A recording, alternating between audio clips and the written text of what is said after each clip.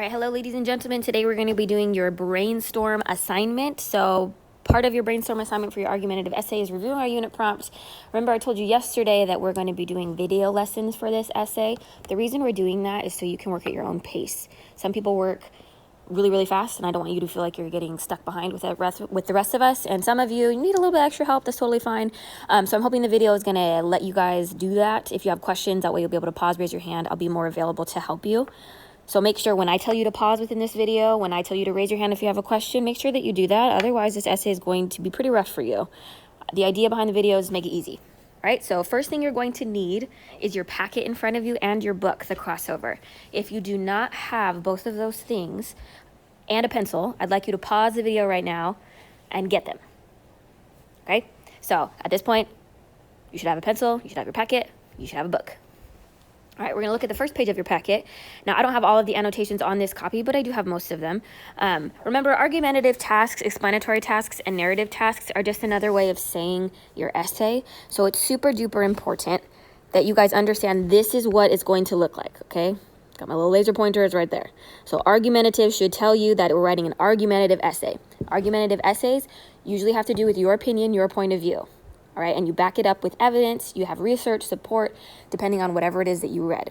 So there's a lot of paragraphs. The prompt is really long, but the main part that you need to focus on are paragraphs 4 and 5. All right, now paragraphs 4 and 5, I'm going to zoom in. I don't know why my stars went all crazy. You know what, have fun watching me do this. I have no idea what just happened. All right, well, paragraphs 4 and 5, here we go. I'm going to read through them. Remember, you need to figure out what your essay is going to be about based on these. All right, paragraph 4 is your assignment. Some people believe that parents should definitely listen to the advice of their children. Other people argue that parents have no reason to do so. You are working on an online school blog, and your assignment is to write an argumentative article to persuade readers on this topic. In your article, you will take a side about whether or not parents should listen to the advice of their children. So you should know by this that we're talking about whether or not parents should listen to the advice of their children. If you think that they should, that will be what your argumentative essay will be about. You'll be finding evidence from our book. You'll be finding evidence from any other research you might conduct to support that side. If you think parents should not listen to the advice of their children, you'll do the same thing, but working for the other side. All right? So you need to know what your essay is going to be about before you start your brainstorm. Otherwise, your brainstorm will be pointless. Now, if you look on the back of that page, you'll see that you have this box down here. Now, I know you've seen this on every unit prompt, and you probably haven't used it. We're going to try to use it this time. This is your success criteria, so what you need to be able to do in your essay. Can you introduce a claim in your thesis statement? Can you support your claims with evidence? Can you use a variety of transition words to show the relationship among ideas? Can you establish and maintain a formal style? Can you provide a conclusion that supports your claim and thesis statement? And can you use correct spelling, punctuation, grammar, and capitalization? Okay, that's what we're looking for. So at this point, you're going to use that lined piece of paper on your desk, the one that I passed out to you. All right, and we're going to start our brainstorm. So for your brainstorm, your pencil, you're going to write at the very top of your paper your name, your class color, and today's date, which is the 8th. If you're doing this on a different day, then you can write that.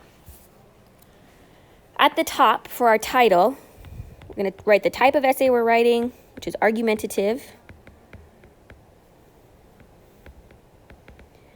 Brainstorm. That's what you should write as your title. So go ahead and pause right now if you need time to catch up. All right, now we start every brainstorm the same exact way. All right, we always write genre at the top. Now, genre is just a fancy word for type. Remember, we have an explanatory essay. That's one type of genre that we use to write our essays. We've got a narrative essay. That's another type of essay, another genre, and our argumentative essay. Now, you should go ahead and circle whichever type of essay it is that we're writing. Hopefully, you see that we wrote argumentative here, and hopefully you see that argumentative is also in this, so you'll draw a circle around argumentative. Again, pause if you need time to catch up. Remember, these two things are the same, argumentative, argumentative. All right, and then we're going to skip a line and we're going to write sources. And we always want to include the type, the title, and the author. So you got to think about what we've actually read, what would help us write our essay. If you already know what that is, you can go ahead and write a number 1 here, include everything that you know. If you need my help, remember we only read one thing. All right, and what type of reading was it? It wasn't an article, it wasn't a magazine, it was a book. The title, I'm going to leave that blank. I hope everybody knows the title to the book that we read. And the author will go in this blank. Once you have filled in those blanks, I want you to pause the video and raise your hand so I can come and check your work. All right, I'm going to put an initial right here if you did it all correctly. So I'm going to be looking for that on everybody's brainstorm. All right, now after you've written the book, after you had the title, the author, I've come and checked it, you're going to write your graphic organizer. So graphic organizer is just like, how do we draw and organize our thoughts in a visual way?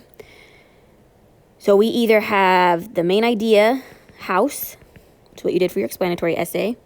We have a plot mountain, which is what you did for your narrative essay. Or we have a T-chart.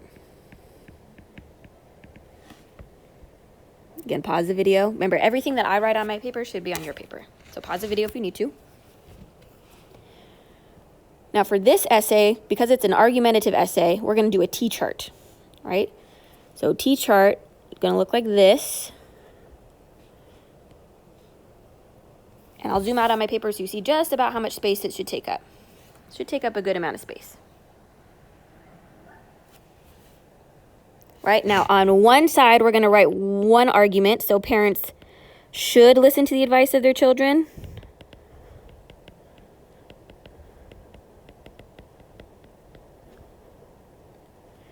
And on the other side, parents should not.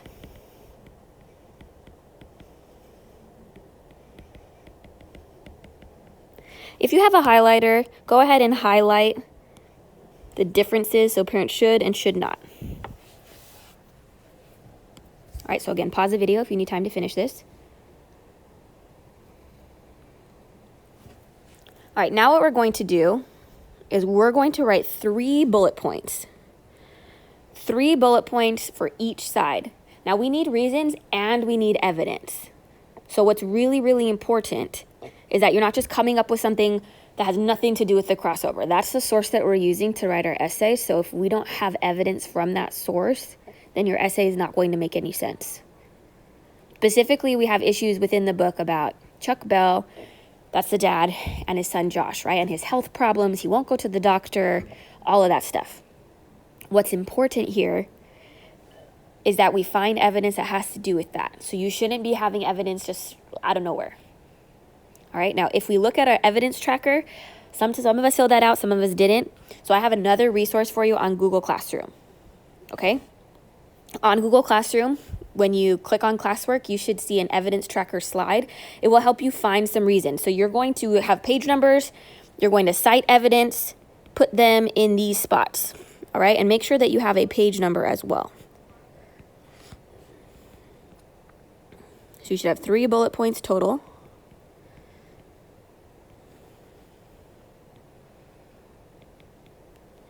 I'm going to write all of them so you understand. Total on each side.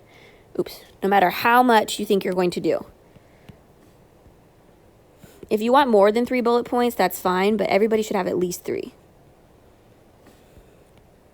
If you are confused on how to find evidence, on what the evidence tracker is, then you need to raise your hand and ask me.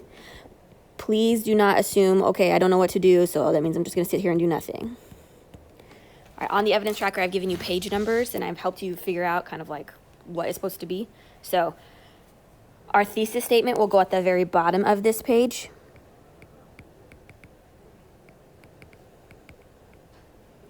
And remember, thesis statement is your claim plus 3 reasons.